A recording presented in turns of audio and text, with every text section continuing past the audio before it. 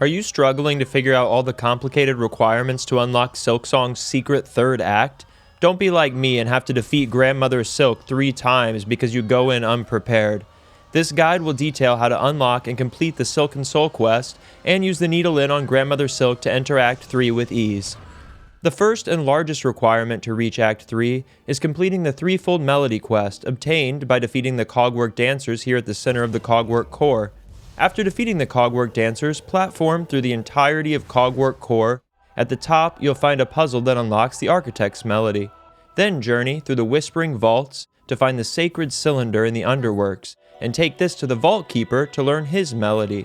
Finally, platform through High Halls and complete its gauntlet to learn the Conductor's Melody. Check out my full guide for further details. Take all 3 melodies back to where you defeated the Dancers to unlock an elevator that takes you to a rematch with Lace.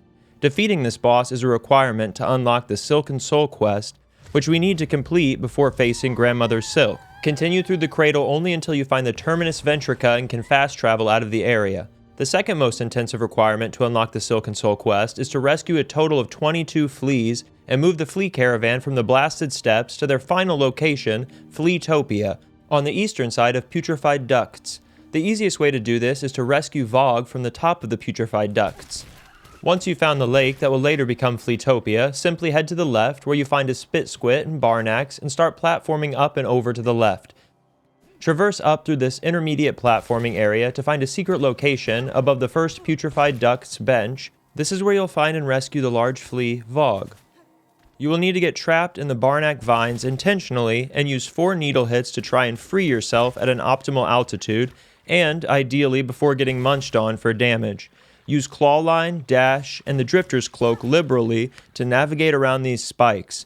Don't be ashamed of taking some damage, it's dark up here, and might take some tries to learn to navigate the area. Notice I finish with only 1 mask. Once you find Vog up at the top, she will head to the flea caravan and start selling you the remaining flea locations in exchange for rosaries, marking them on your map with a flea icon.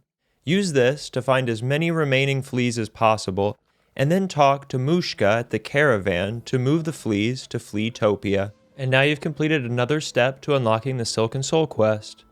The third step to unlocking the Silken Soul quest is making sure you've completed every wish at the 3 wish boards located in Bonebottom, Songclave, and Bellheart. You've likely completed most of these throughout your journey, but head back to each and make sure you've exhausted all the quests that appear.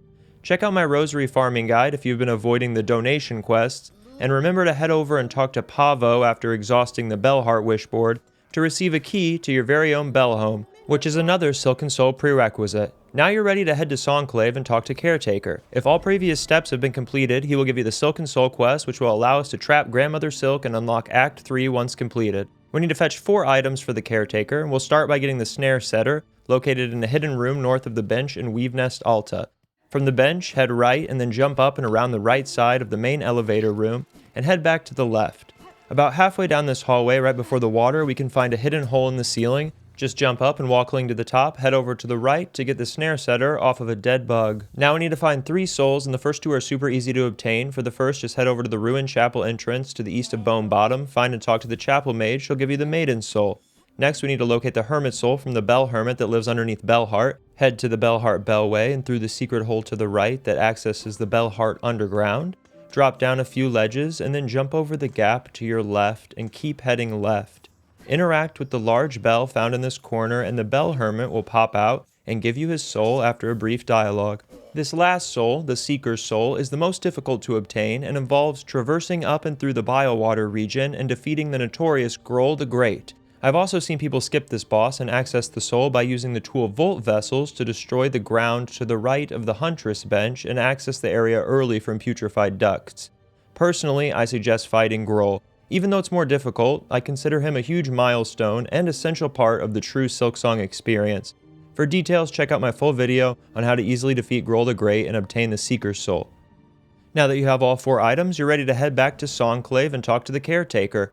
He'll tell you that he and his siblings are ready to trap Grandmother Silk, and you've officially completed the Silken Soul quest. Now you're safe to head back up to the cradle and initiate the pseudo-final boss fight.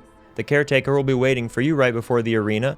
Talk to him about setting a trap, and now you will get the option to play your Needolin when defeating Grandmother Silk. Choose this instead of binding her, and you will trap the boss and get the option to enter Act 3 on your save file after the credits. Thanks for watching. If you found this video helpful, please like, subscribe, and comment what you want to see next. I'm Chastain on Gaming, and I'll see you next time.